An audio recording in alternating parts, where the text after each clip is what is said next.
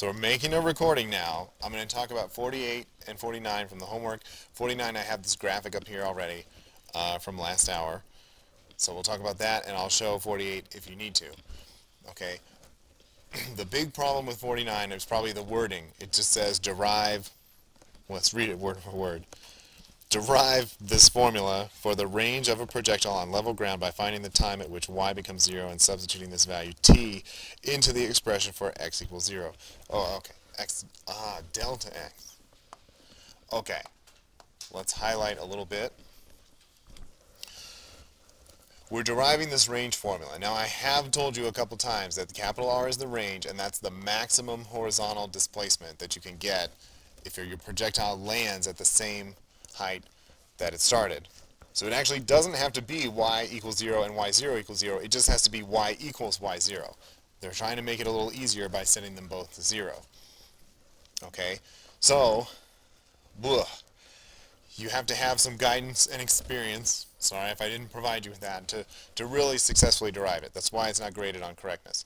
But, okay, we're investigating a projectile that ends up at the same y-coordinate 0 that it started with. So let's finish out equation 2. Fill in everything else. y0, people are calling it voy, times t minus g over 2 t squared. Okay, we can fill in, we know there's a half, and g in the negative direction is our acceleration.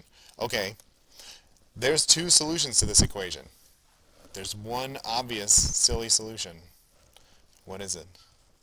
Exactly. Thank you. 0. Okay, that doesn't help us. It started at 0.00. Okay, great. So what's the other time? Well, if it's not 0, then you can just divide off that extra t and solve it, and you get t equals 2 v0y over g. Well, v0y, that is your initial vertical velocity, the original v0 times sine of the initial angle. If you cover up this 2, forget the 2 for a minute, I'll erase it and redraw it since I'm recording. That's the time it takes to get to the top, because you're going to lose you're going to lose 10 meters per second as you rise up and fall. Gravity's decelerating, accelerating you down, and that's how much time it takes to get rid of that velocity and stop at the top for just an instant.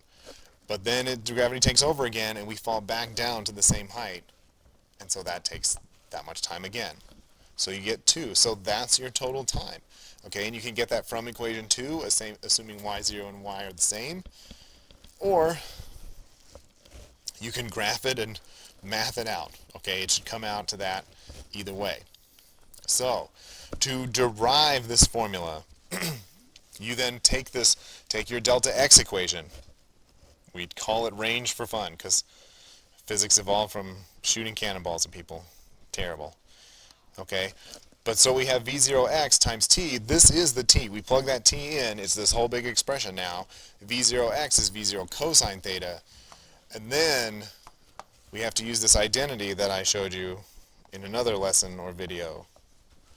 That 2 times the sine times the cosine of the same angle, in this case theta 0, equals just the sine of twice that angle. You have to use that identity to simplify it. I refuse to prove it in front of the class. You'll fall asleep or run screaming away. That's your trig teacher's job, or pre-calc, or whatever it is. Prove that formula. We're just going to accept it as true. So then when you replace sine times cosine times 2 of that same angle, it reduces back to the range formula, etc.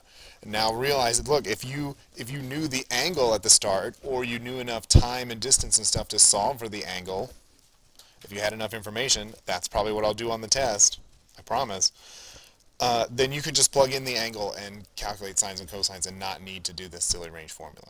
So that's what's coming on the test.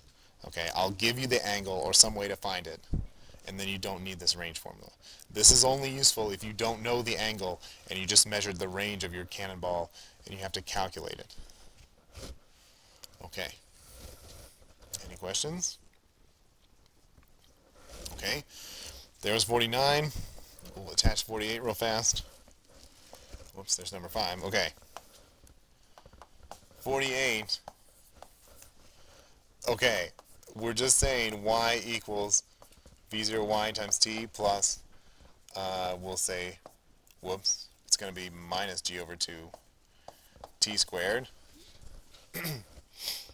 They say we're going to show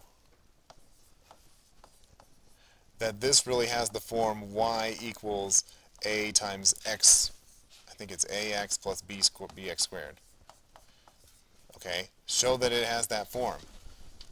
Okay, we're just going to say x equals v0x times t and solve for t. So t equals x over v0x.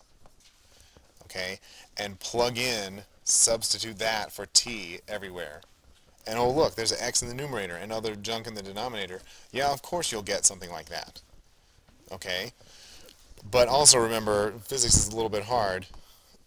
Vox, or v0x, is v0 times cosine of the angle, and v0y, I like the name Voy, is the sine of that angle times v0. So plug all that stuff in, and you get the answer that I put on the answer key. Simplified. Okay, it's really math nerd stuff to want to know. Okay, what are these coefficients? My precious coefficients. That's silly. Okay, it's important to know what are those things. Is the acceleration? Am I measuring something that we could actually calculate or measure in real life and use? Oh, yeah. That's what we're about in physics class. Okay, lucky for you, the acceleration in this chapter is always 10 meters per second squared down. Welcome to chapter 4. It could be different. Okay, but that's in just over a week. Okay, any questions? Okay. Thanks for helping me